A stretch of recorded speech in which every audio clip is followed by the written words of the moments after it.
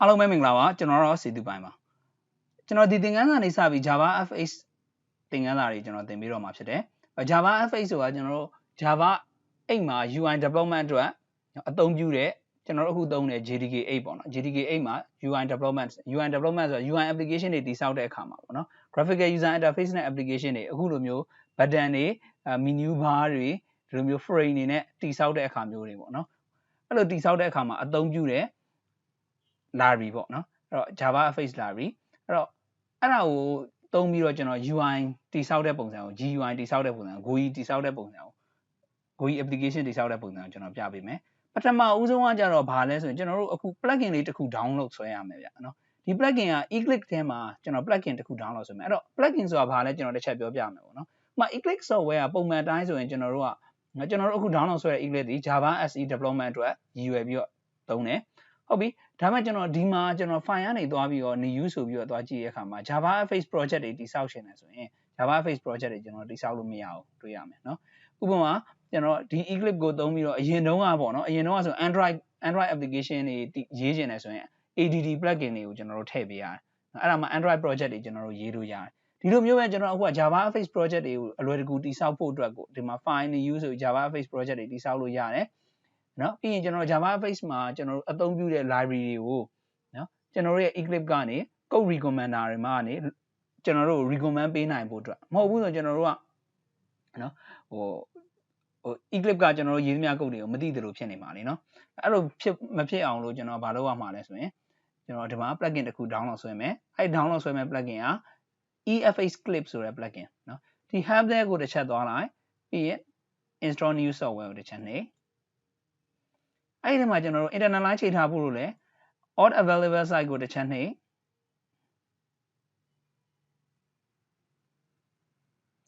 ဒီလိုပေါ်လာပြီဆိုရင်ကျွန်တော်ဒီအောက်ကိုဆွဲသွားပြီးတော့ general purpose 2ဆိုတာရှိတယ် general purpose 2ဒီ general purpose 2တွေကိုတစ်ချက်ဖွင့်လိုက်ပြီးတော့ efxclipse IDE ဆိုတဲ့ plugin လေးရှိတယ်ဒီမှာနော်သူ့ကိုတစ်ခုတည်းကျွန်တော်တို့ install လုပ်မှာနော်ကျန်တဲ့ဟာတွေသွားပြီးအမှန်မချင်းနဲ့သူ့တစ်ခုတည်းပဲအမှန်ချင်းလေးချက်ပြီးရင် next ကိုသွားမယ်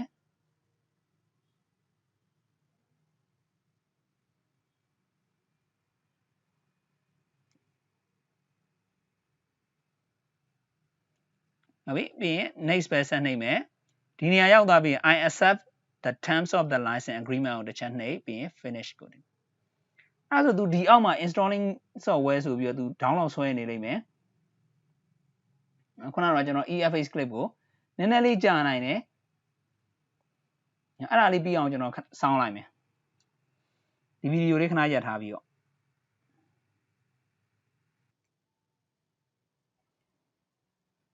10မိနစ်15မိနစ်လောက်ကြာမယ်နဲ့ထင်တယ် internet line ကောင်းကောင်းနဲ့တောင်းမယ်ဆိုရင်အဲ့ဒါပြီးသွားပြီဆိုရင်ကျွန်တော်ဒီမှာ restart လုပ်ဖို့အတွက်ကို eclipse ကို restart လုပ်ဖို့အတွက်ပြောလာလိမ့်မယ် message ပေါက်ကြလာလိမ့်မယ်အဲ့တော့ကျွန်တော် restart ကလုတ်ကိုပဲရွေးပေးလိုက်လို့ရတယ်နော်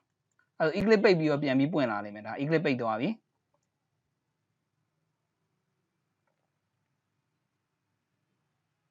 ပြီးပြန်ပြီးပွင့်လာလိမ့်မယ်ကျွန်တော်အခုသင်မဲ့သင်ခန်းစာတွေကိုကျွန်တော်010 Java FX ဆိုတဲ့ workspace တစ်ခုတည်ဆောက်ပြီးကျွန်တော်ထည့်ထားတယ်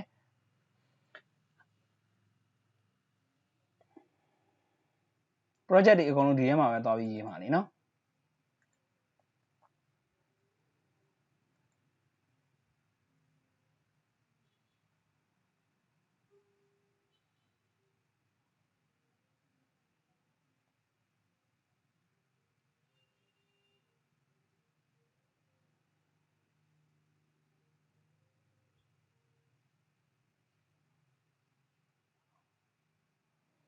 ဒီပွင့်သွားပြီဆိုရင်ဒီမှာ workbench ကိုပဲတစ်ချက်နှိပ်မယ်ပြီးရင်ကျွန်တော်ဒီမှာ file ကနေကျွန်တော် new ဆိုပြီးတော့ကြည့်ရခါ Java project ပြင်ဒီမှာအောက်မှာ project အဲ့ project ကိုတစ်ချက်နှိပ်နော်အဲ့ခါကျရင်ကျွန်တော်ဒီမှာကြည့်လိုက်ခုနကတော့မရှိရ Java FX ဆိုတဲ့ကျွန်တော်ရွေးချယ်စရာ option တစ်ခုရှိလာတယ် Java FX project တွေကျွန်တော်တို့က create လုပ်လို့ရသွားပြီနော် Java FX library project တာမှ Java FX project ပေါ့နော်ဒီမှာကျွန်တော် create လုပ်လို့ရသွားပြီဒီကနေတစ်ဆင့် create လုပ်လဲရတယ်ဒါမှမဟုတ်ဘဲနဲ့ကျွန်တော်တို့လုံးဝကို Java က FX ကိုကျွန်တော်တို့ကတာမန် Java ဟိုပါပေါ့ Java project တည်ဆောက်ပြီးတော့အစကနေကျွန်တော်တို့က from scratch ပေါ့နော်အစကနေအသေးစိတ်ရေးမယ်ဆိုလည်းရတယ်ကျွန်တော်တို့အသေးစိတ်အစကနေတစ်ခုချင်းရေးတဲ့ပုံစံကိုပြပေးမယ်ပေါ့နော် ဒါပေမဲ့ကျွန်တော်တို့အခုကတော့ဒီ plugin ထည့်ထားလိုက်တဲ့အတွက်ကျွန်တော်တို့ဘာဖြစ်သွားပြီလဲဆိုရင်ကျွန်တော်တို့ရဲ့ Java Face နဲ့ပတ်သက်တဲ့ code တွေကိုလည်း eclipse ကတည်သွားပြီပြီးရင်ဘာလုပ်လို့ရပြီလဲဆိုရင် Java Face project တွေကိုလည်းဒီကနေအလွယ်တကူ create လုပ်လို့ရပါတယ်ဟုတ်ပြီနော်အခု cancel ပဲလုပ်လိုက်တော့မယ်အဲ့တော့ဒီသင်ခန်းစာတော့ဒီလောက်ပဲနောက်သင်ခန်းစာမှာစပြီးတော့ကျွန်တော်တို့ Java Face သင်ခန်းစာတွေစပါတော့မယ်